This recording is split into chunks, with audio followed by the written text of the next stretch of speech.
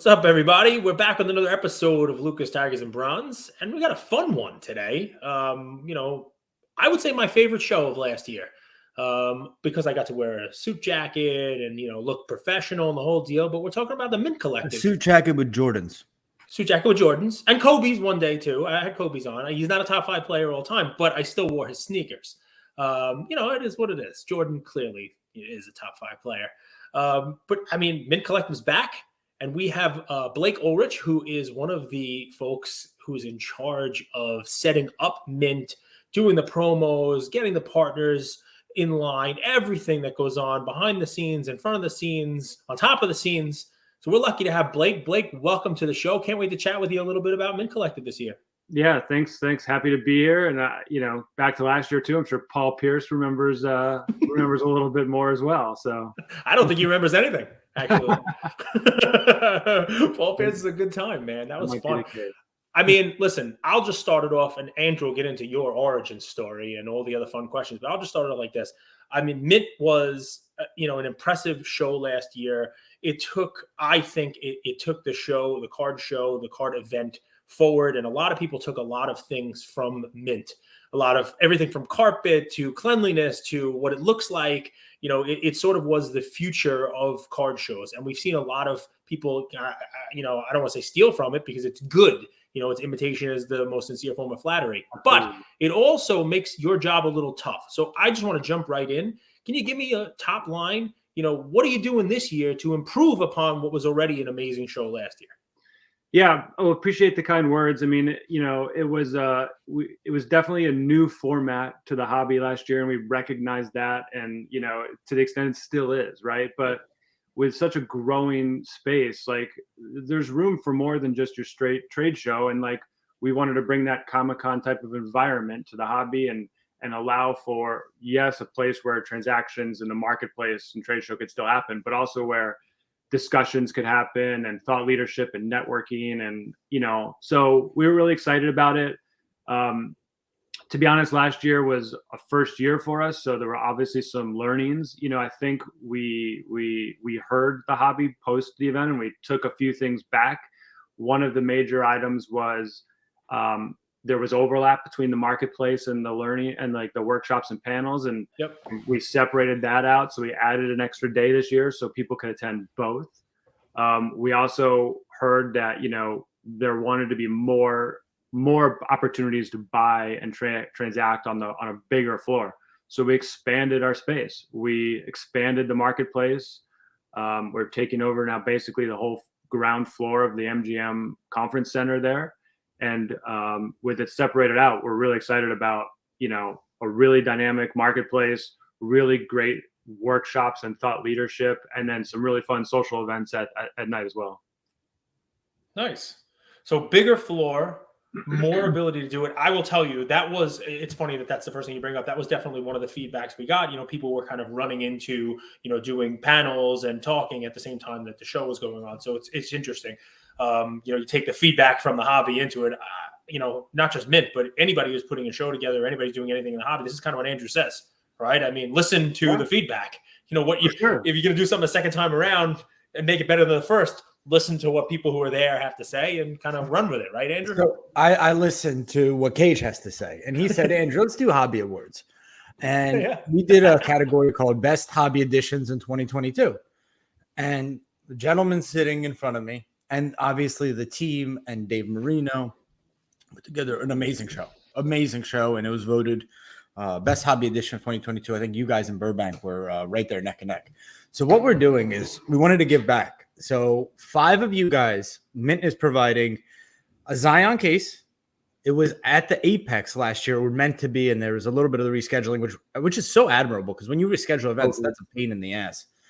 There's going to be a white sparkle card, and there's going to be 2 general admission tickets. So why we're doing this is we're hoping that people who wanted to go last year but maybe couldn't have or whatever came up, reach out, right? So if you left a comment on those hobby awards, you gave someone a shout out, you left something nice and thoughtful, reach out to us on Luca Tiger Bron, on my own personal page, on Cage's page, up to you guys. And we have 5 of these little kind of care packages that Mint provided generously, and we'll get them in your hands, no strings attached.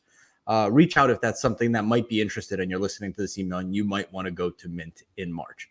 Actually, only if you definitely want to go to Mint in March. Yeah. Otherwise, well, there's tickets. So who you wouldn't go want to to Mint. who wouldn't want to be in Vegas for Final Four weekend there? That's the other thing, right? It's Final Four. That's pretty crazy. It's pretty nuts on the timing. It's going to be interesting. The shows are really, matching up with sports, right? Burbank is doing Super Bowl weekend. You guys got the Final Four going on in Vegas. It's just insane. Well, yeah. To me, I mean, if you guys saw, I talked about this. The Dallas show had something really cool. People were watching at the trade night, T-Law versus Herbert. And I think that's the future of shows. It's combining cards and events, combining cards and, dare I say, if you're of age, gambling. So I wanted to ask Blake, why did you guys decide to do this? Typically the hobby is a hobby. Why did IMG come in and have a passion even to dip their toes in and deal with all the headaches to put on an event that makes people happy and brings them joy? So what was the origin story of that?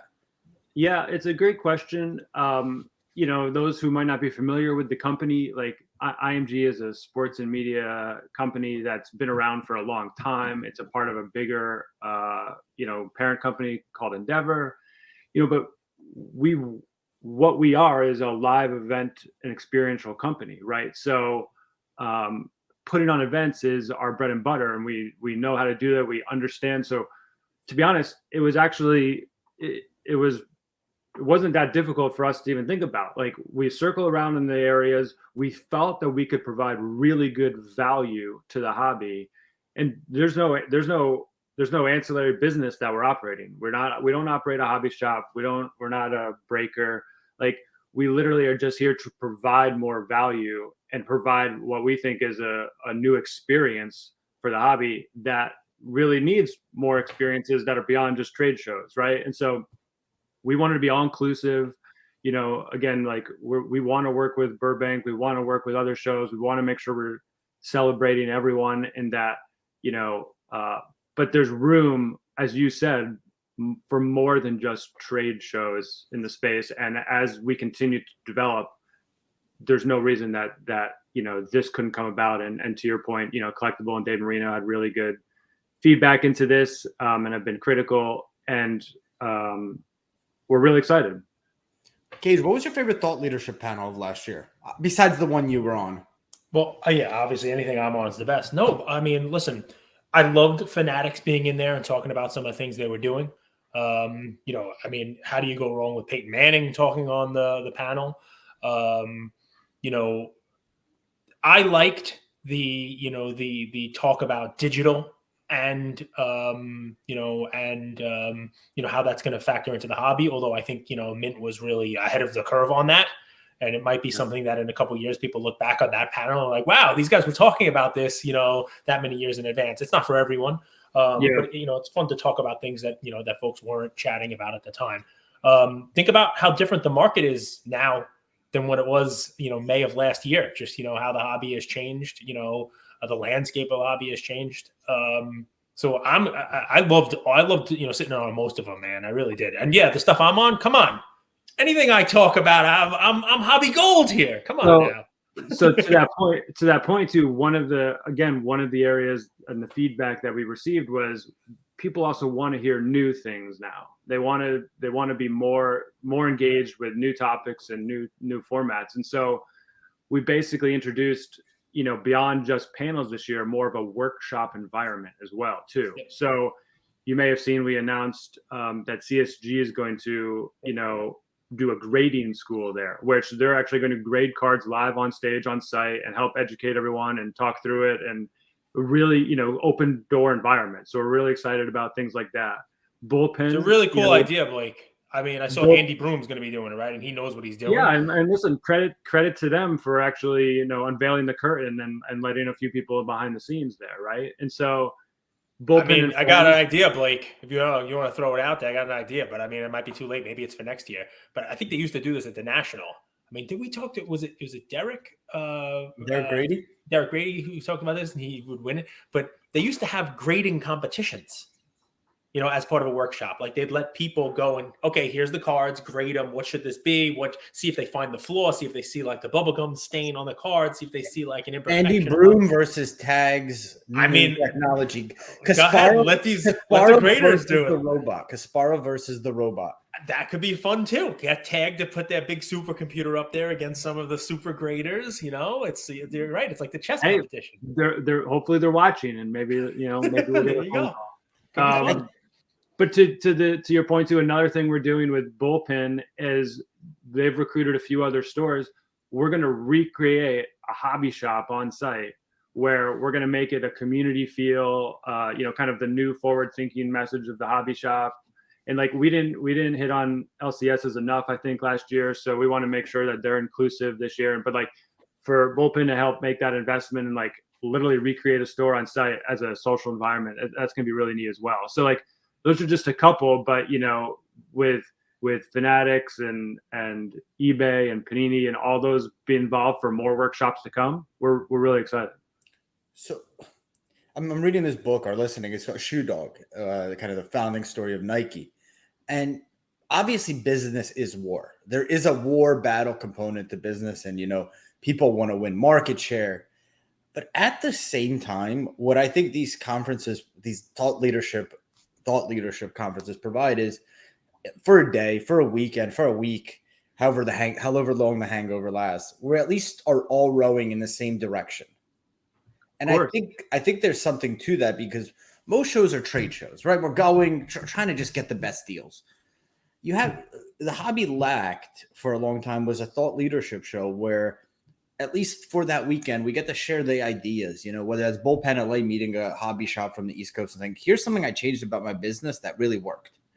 Right. Yeah. And it's a place where you could share best practices and help each other, because when the hobby pie grows, we say that metaphorically, everybody benefits. And I think these places provide like the seeds for that to happen. And to that point, when we sell our sponsorships, we specifically say we don't want to offer any exclusivities, because we want to be all encompassing and we want the hobby to be together. And to your exact point, this is a place where it can be celebrated and new ideas can come up. I loved last year, some of my favorite moments were, that Beckett Collect announced a new logo and eBay announced a new social handle and CSG announced a new slab, all very organic. None of that was even discussed with me.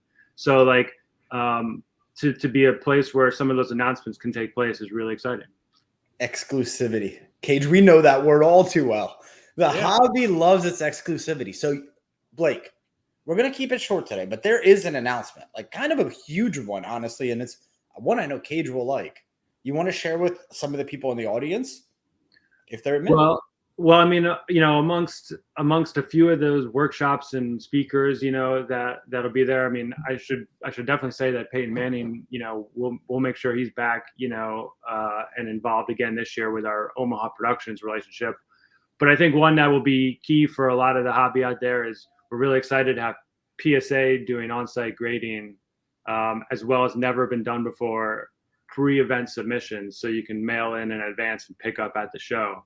And that, kudos to PSA for trying something new, to help with their customers, and we're happy to Mint to be a part of, that experience for them. Cage always talks about that and how that provides instant liquidity for a show, right? How important that on-site grading is.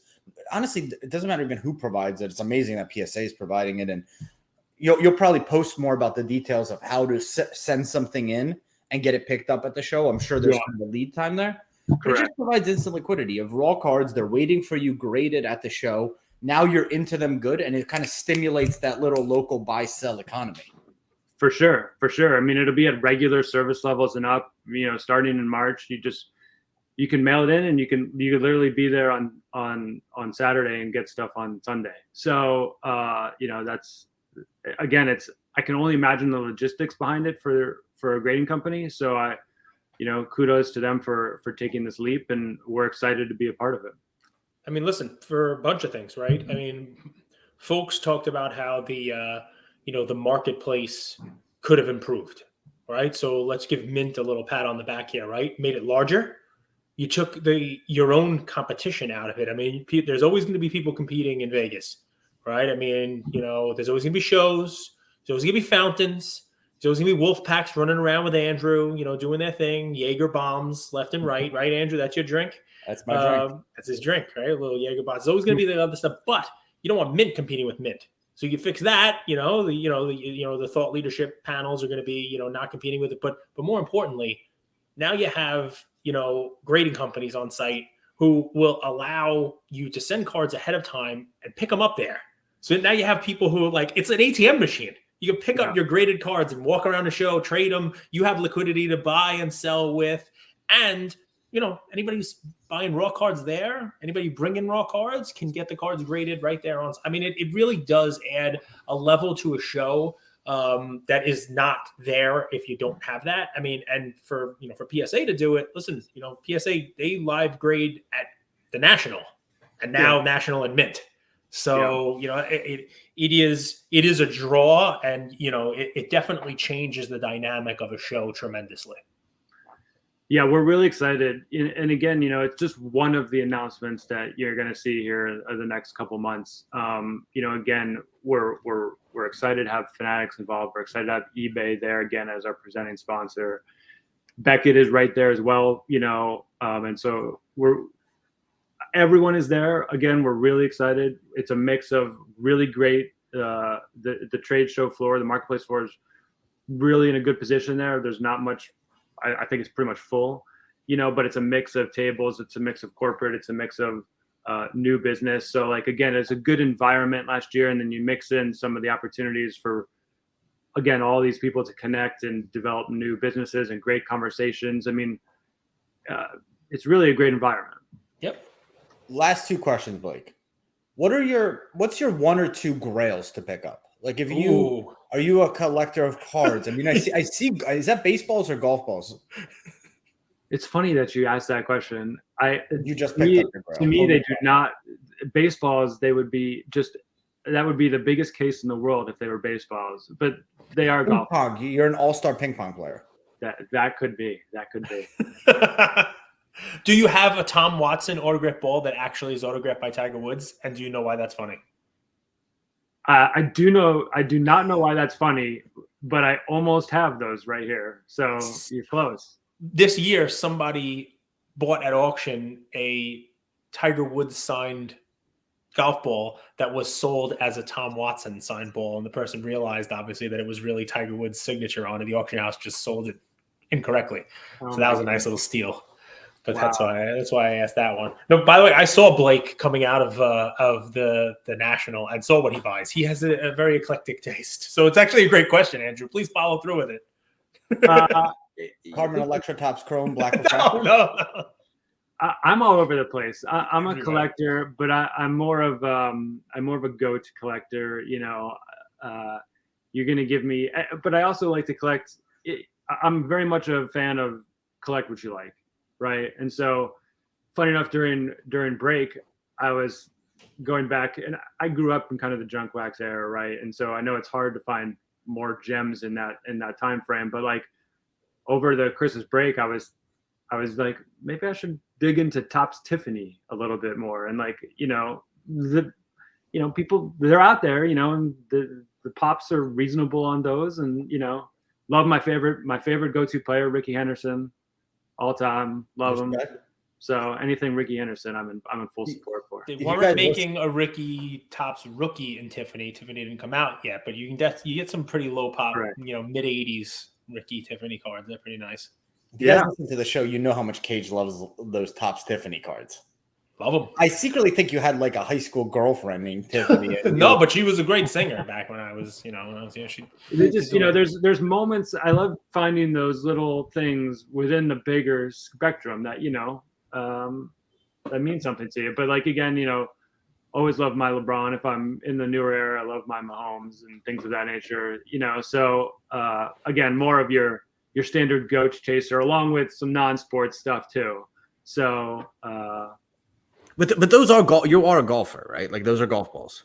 So I grew up in the golf world, but yes, those are golf balls. Great. Jack Nicklaus or Tiger Woods. So not Jack Nicholson. Yeah, he was the best Joker though. hands down. There's a period where Tiger Woods played better than I think anybody ever did. But you cannot take away the fact that Jack Nicklaus, his major records, is still standing. And I think Tiger's 3 away from it, right? Maybe 2 or 3 away. But so like until that happens, is Jack.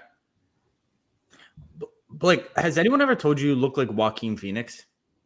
Yes, I have a lot, right? Like that's got to come up. My wife's going to really appreciate that comment. Amazing. Does she listen? Is she going to listen to the show? We'll clip that for her. We'll send it over. Send the clip over 100%. I love the Nicklaus stuff. You have any Nicklaus cards? Maybe find some at Mint. 1981 Donruss. 81 Donruss. You know? Nobody collects golf. You see them all at Masters. Are any of them holding their Jack Nicklaus cards?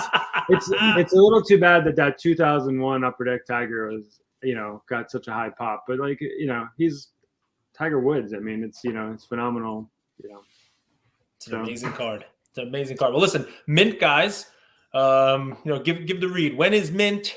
And give me, you happen to find the only elevator in the world, Blake, where the entire hobby is able to fit in it, and you get to give them your 30-second elevator pitch as to when it is and why they should go.